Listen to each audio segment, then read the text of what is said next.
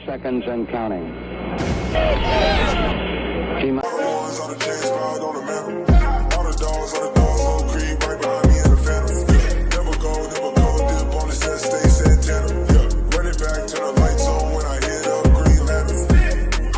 Hey, what's good, yo? Welcome back to another video. It's Anish, and I'm here joined with Joel and Drew. And today we have some updates for y'all on that Cade Cunningham front. And it looks like the Rockets are getting progressively aggressive to go ahead and trade up to number one. And here's some reports from today from Salman Ali. He says the Rockets have dangled Eric Gordon and one of their late first-round picks to the Pacers in exchange for the number 13th pick, in hopes that a combination of 2 and 13 would be enough for the Pistons to move down one spot in the draft. And so I feel like, if you were to think about all the things that would be going out from the Rockets in order to acquire, basically Cade Cunningham, it would be basically number 2, 13, Eric Gordon, and 23 or 24, basically. So I was wondering, would y'all do that trade for Cade Cunningham? Personally, I would do it. At the end of the day, I feel like the gap between it, since it seems like the Rockets front office is leaning towards Jalen Green more for that second pick. The gap between Cade Cunningham and Jalen Green is pretty significant. And if it is so that, we're going to have to give up mid-lottery or late lottery pick or a couple later first-round picks along with the second pick, I think that's a deal that I'd be willing to do. At the end of the day, we can always, sign an undrafted free agent to fix some holes. We can always do what we did with KJ Martin last year and acquire a second-round pick using cash. And so it's not a means of us being unable to, fill in with extra draft picks. I think it's just that when you have an opportunity to get a generational talent like Cade Cunningham with the first overall pick, and not many teams do this, right? New Orleans never, offered to trade away the first pick for Zion Williamson. All these other teams, you never saw them. I mean, the Cavaliers never offered to trade LeBron. That was first pick in the LeBron James draft. Not saying that Cade Cunningham is going to be like LeBron, but I'm just saying that most teams, when they have the opportunity to take a generational talent with the first pick, they don't offer to trade it away. And so when they do offer to trade it away, it's very important that you do pounce on that opportunity. And I think if that means giving up our 2 late first-round picks this year along with the second pick, I'd do that in a heartbeat. Yeah, I mean, the Rockets are in such a good position for this draft. They have 3 first-round picks currently. Now we're hearing rumors of possible trade with the Pacers, Eric Gordon, get the 13th, and you move up to the Pistons, get Cade Cunningham. But it's really 2 ways they could go here. Do you take Mobley or Green, and do you build the team off of depth with those 23rd and 24th picks? Or do you go and get Cade Cunningham, who's your guy? And there's a chance that you could still even have the 23rd pick or the 24th pick, and it depends on what we trade to the Pistons. But you're still having 2 first-round picks in the draft. You get a generational talent, in my opinion, in Cade Cunningham, a guy could be a Rocket for years to come, and the lineup just looks so good with it being Cunningham, KPJ, and Wood. That's such a great core that you can build off of, and that's really, really exciting. It's just like, it depends on what the Rockets see in all the players like Mobley, Green, Cade Cunningham.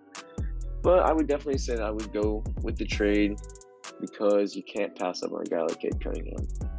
Yeah, one thing's for sure, Troy Weaver, the Pistons GM, is a very smart one at that. He's not going to give up the first pick just for a bag of chips in a sense. And he's done a great job in evaluating talent, as seen in this past year, drafting guys like Steve Bay, Isaiah Stewart, both first team and second team made it to the all-rookie team. So that's really great to see. But just like another side note, I guess instead of the Rockets just being gutted of almost all their draft picks and only having 1 or 2 draft picks in this year's draft, the Pistons also have the number 37th pick and 42nd pick and the 52nd pick. So we could probably ask that, and we probably wouldn't have to convince them much to just include that in the trade, I guess. So that could be like us getting that second round pick in a sense to draft the guys that we want. But let me just go on to talking about this other tweet by Salman Ali. saying that on Houston's decision at number 2. He says you can make the case for either player in Houston, and sources say that there's an internal debate as well with the analytics side favoring Mobley and the more traditional scouting side favoring Green. So what do y'all think about this tweet right here? I think again, it's the same thing, right? Like, even if we do end up trading for another pick and use that, at the end of the day, I think it's a matter of when you have the opportunity to get the first pick, you go for it. It's not really a question here, as long as they're not asking for a king's ransom, obviously, as long as they're not like, oh, give us all of your first round picks in the future for this first pick. But this is more than reasonable, right? Whether it is 2 late first round picks or a late lottery pick, I would give that up for Cade Cunningham along with the second pick. So again, most of these packages that are being suggested are packages that I would pretty easily do. You're looking at what, maybe Kai Jones, Corey Kispert, James Bouknight, along with Evan Mobley or Jalen Green for Cade Cunningham. I think that's a deal that I would do. In a way, I guess you'd also be giving up Eric Gordon, but that's a different story. You're not technically giving them to Detroit. But yeah, I mean, it's a deal that I'd be fine doing. I'm not really concerned about that at all. Yeah, I mean, the packages are very favorable for us. We come into the draft with all these draft picks. We have players that we need to move, such as John Wall, Daniel House, Eric Gordon. Those are all guys that I could see us moving on from in the future. And if trading Eric Gordon now gets us a better pick to help us out, I definitely want to do that. And because we kind of need to look towards the future. Even if we don't end up trading up with the first pick, you still have the 13th pick in the draft now. And you get a guy who could have more upside than Eric Gordon right now. He's got a pretty high contract and is kind of getting there at the point of his age where that's kind of towards the end of his career. Yeah, what I saw, it's kind of reassuring to see that our front office is also kind of having these debates between Green and Mobley. It's not just from the fans, but they're having that internal struggle. And I'm thinking about this, like, why not get a guy who everyone can agree upon is a good player? Not like say like the Rockets end up drafting Green, then you have like half the Rockets front office not being super excited for the pick as they would for like the other player in Mobley, for a sense. And so yeah, I feel like that's kind of the reason here. Like, let us get the guy that we can all agree is going to be the best player in the draft in Cade Cunningham, and that makes sense. And Stone, he is an analytics guy, so you could interpret that tweet saying he could be favoring Mobley. Say if Pistons still don't want to trade with us, they're like asking for way too much, like y'all mentioned. But yeah, that's just something to note right there.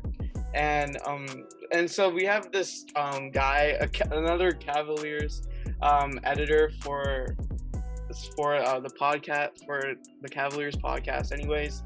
But he says that according to sources, the Detroit Pistons are enamored with prospect Jalen Green, while the Houston Rockets are keen on Oklahoma State star Cade Cunningham. He says the trade discussions are ongoing, but it feels like those two players are all but locked in at the top of the 2021 NBA draft. So what do y'all think about this? I think looking at this, with Detroit, it kind of makes sense, right? They already have their point guard with Killian Hayes, and so they want to maybe fill in a shooting guard position, which doesn't make sense because you don't draft at the top for fit. But if that's the reasoning that Detroit is going with, that's not something for us to be concerned about. But at the end of the day, I think this really does work for both sides, right? With Detroit, even though you're not supposed to draft for fit, Jalen Green on paper is a better fit than Cade Cunningham, because then you don't have to worry about benching Killian Hayes or trying to slot him at shooting guard or whatever. And with Jalen Green, he's going to fit in much more seamlessly than Cade Cunningham would, because with Cade, you'd have to talk about, benching Killian Hayes, playing him as six man or whatever.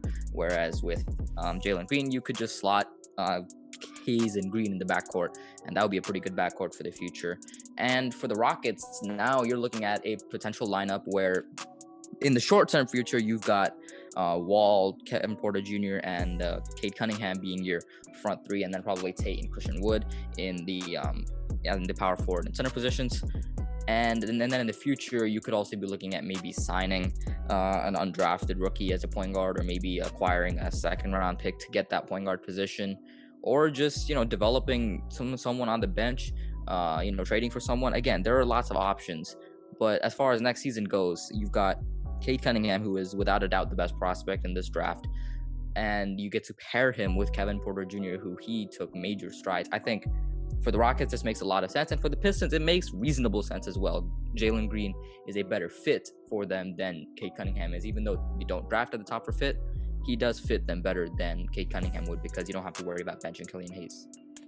Right. I think you cannot draft for fit ever in the NBA draft, especially in the position they're in. They have the number 1 pick in the entire draft, and they may be falling in love with Jalen Green right now, but it just kind of concerns me that they don't, see Cade Cunningham the way they may see Jalen Green.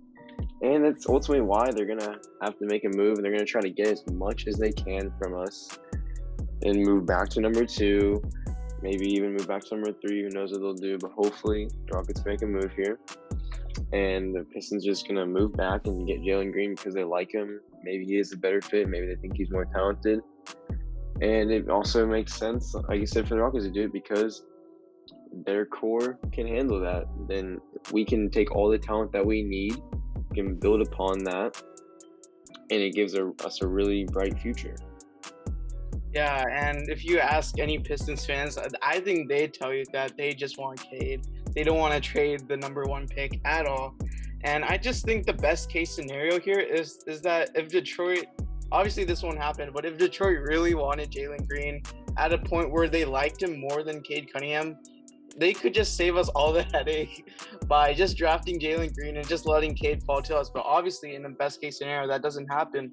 But when you look back in history in terms of draft day trades, when you look at Luka Doncic in the Trae Young trade, where it only costed the Mavericks an extra first-round pick that eventually resulted in Cam Reddish in order to move up from spot number 5 to spot number 3, then you see like it only took that much just to get Luka Doncic in a sense, like looking back on it. And then you look back in 2017 in the draft where the Celtics traded down with the Philadelphia 76ers, and the Sixers only gave up a future first in order to move from 3 to 1. So that's like another trade thing. Obviously, you can argue that those guys are not Cade Cunningham, like Markelle Fultz and Cade Cunningham, but it's just something to think about. And so if the Pistons can get the guy they want at number 2, at the same time acquiring more picks, I think that's just a smart thing to do. I feel like it wouldn't make sense for them to be super greedy, but that's just my take on that. But anyways, let me know what y'all think about all these rumors, all this smoke about Rockets trying to go and get Cade Cunningham. Let me know in the comment section below. And as always, be sure to like, subscribe, and turn on post notifications. Thank y'all for watching. Peace.